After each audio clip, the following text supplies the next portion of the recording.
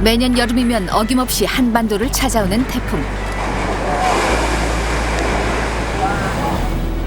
천재지변이라 불리는 급격히 찾아오는 이런 자연현상은 이제 자연재해로 불리며 해마다 큰 상처와 아픔을 남기는데 7만 7천 톤급 석탄 운반선이 완전히 두동강 났습니다.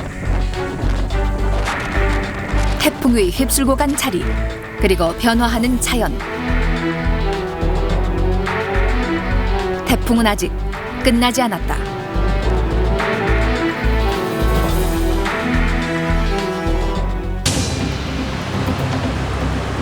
지난 20일 괌 인근 해상에서 발생한 태풍 볼라베는 수온 30도의 열대 해상을 느리게 통과하면서 수증기를 마음껏 머금고 강력해져 점점 북상하면서 일본 오키나와 일대를 마비시키고 28일 한반도를 강타했다.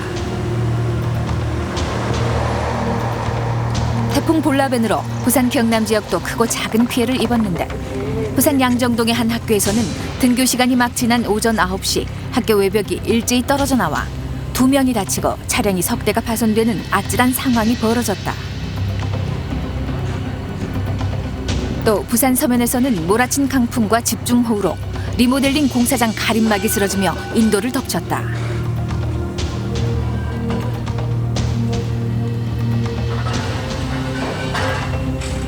최고 풍속 초속 51.8m를 기록한 태풍 볼라벤. 이를 시속으로 환산하면 무려 186km에 달하는데 볼라벤은 이런 엄청난 위력으로 올 들어 가장 강력한 태풍으로 집계됐다. 하지만 다른 지역과 달리 부산의 피해는 상대적으로 적었다. 태풍이 이제 세력을 강하게 유지하면서 올라올 당시만 하더라도 대형 태풍으로서 부산 지역에도 많은 피해가 예상이 되었지만 북상하면서 세력이 조금 약화되었고 가장 근접했을 때인 28일 오전 8시경에 보면 부산에서 한 380km 정도 떨어진 위치로 올라가고 있었습니다.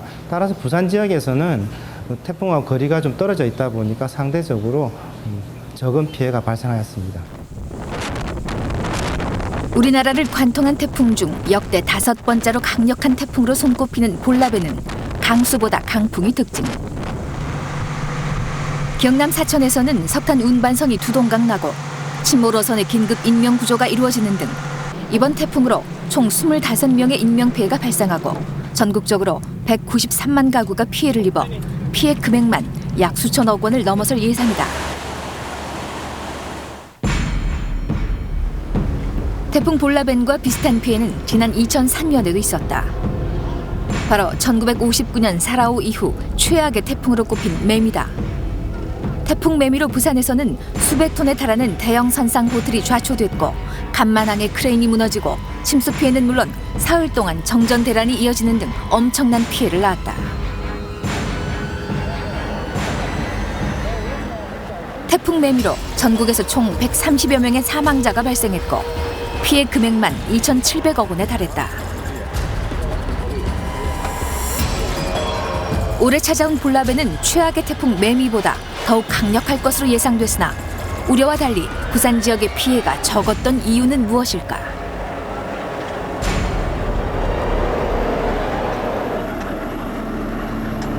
매미하고 루사의 경우에는 상당히 강한 세력을 유지하면서 남해상으로 바로 올라왔습니다.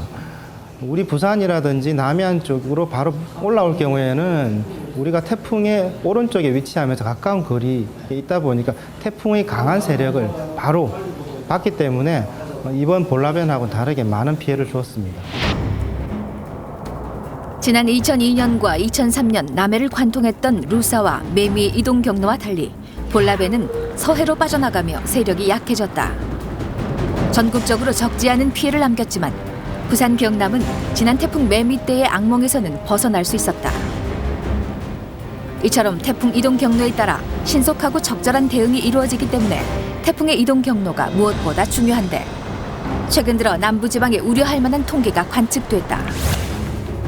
시대별 태풍의 진로 변동 경향을 보면 1950년대에 비해 2000년대 들어서 대부분의 태풍이 남해에 집중돼 있는 것이다. 2000년대로 가면서 남해상으로 상륙하는 경향을 보이고 있는데요. 다시 말하면 과거에는 서해상으로 상륙하면서 서해나 중부지방 쪽에 많은 피해를 줄 가능성이 높았다고 하면은 2000년대 들어오면서는 남해상으로 상륙하는 경우가 증가하기 때문에 남해상에 위치한 지역들이 상대적으로 태풍의 피해를 많이 입을 가능성이 증가한다고 볼 수 있겠습니다. 부산의 끝자락에 위치한 남영제 섬. 다대포 앞 남영제 섬은 몇 해 전부터 뚜렷한 아열대화 현상이 심해지고 있는데 남영제 섬 아래 바다 생태를 통해 그 사실을 확인할 수 있다. 대표적인 아열대성 어종인 독특한 생김새의 거북복과 아열대 바다에서 쉽게 볼 수 있는 보라 예쁜이 해면,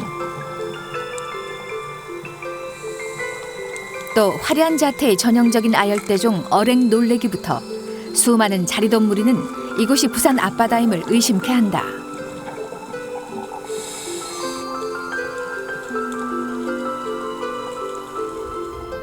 국립수산과학원. 이곳에서는 인공위성과 실측 데이터를 통해 한반도의 수온 변화를 정기적으로 조사하고 또 분석하고 있는데 한반도 연안 바다의 수온을 정밀하게 분석한 결과 그 변동폭은 우려를 자아내기에 충분했다. 예, 한국 근해의 수온, 표청 수온이죠. 그 과거 40몇 년 동안의 자료를 보면 1.31도나 올랐습니다. 이것은 전 세계적으로 볼 때 3배 이상 급격하게 수온이 오르는 것을 나타내는 것입니다. 그러한 이유는 지금 점차적으로 더워지는 지구온난화 현상과 관련한 것뿐만 아니라 인위적인 부분이 많이 들어갑니다. 다시 말씀드리면 중국의 인구의 집중, 그리고 최근 80년대 이후에 산업의 급격한 발달, 그리고 양자강같이 큰 강에서 더워진 물이 바다 표면을 덮는 그런 현상들이 겹쳐져서 다른 전 세계에서 한 0.4도 올라간 거에 반해서 1.3도, 그래서 3배 정도 급격하게 수온이 오르고 있습니다. 장기적으로 지난 40년간 약 1.3도 꾸준히 상승해온 바다의 온도는 100년 후 4도 정도 상승하는 것으로 예측됐는데 바다의 수온 상승은 태풍의 발생과도 밀접한 관계를 가지고 있다. 해수면 상승도 전 세계 평균을 한 0.5m 보고 있습니다만 우리는 소방청 발표가 1m로 보고 있거든요. 우리가 지금 빠르다는 겁니다. 우리나라가 세계 평균보다도 집중 강우라든지 기온 상승이라든지 이런 것들이 지금 굉장히 빠른 거죠. 이래 빠른데 또 우리 태평양 지역에서 같이 상승하고 있는 기온과 해수면 온도, 해수 온도 뭐 이런 것들을 감안하면은 태풍과 인간시킨다 그러면은 이 태풍의 크기와 위력이 더 막강해진 슈퍼급으로 발생할 경우가 반드시 온다는 거죠.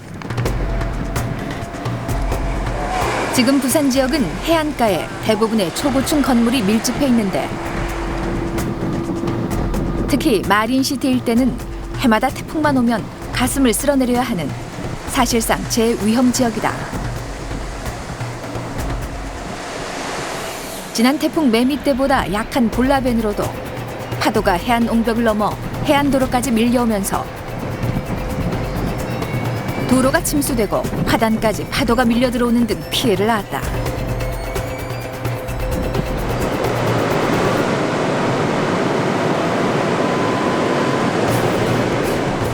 계속해서 일고 있는 개발 바람과 미비한 재해 대책. 특히 올해는 태풍 댕빈까지 잇따라 발생하며 자연 변화는 더욱 급격해지고 있다.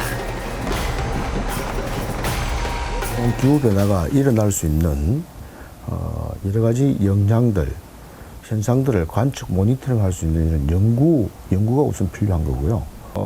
건축선은 이제 완전히 후퇴하는 겁니다. 이후에 건축물을 지을 때는 몇 미터 이상 해수면 상승에 영향을 받지 않는 뒷선까지 충분히 이격을 해라는 두 가지 정책을 쓰고 있습니다.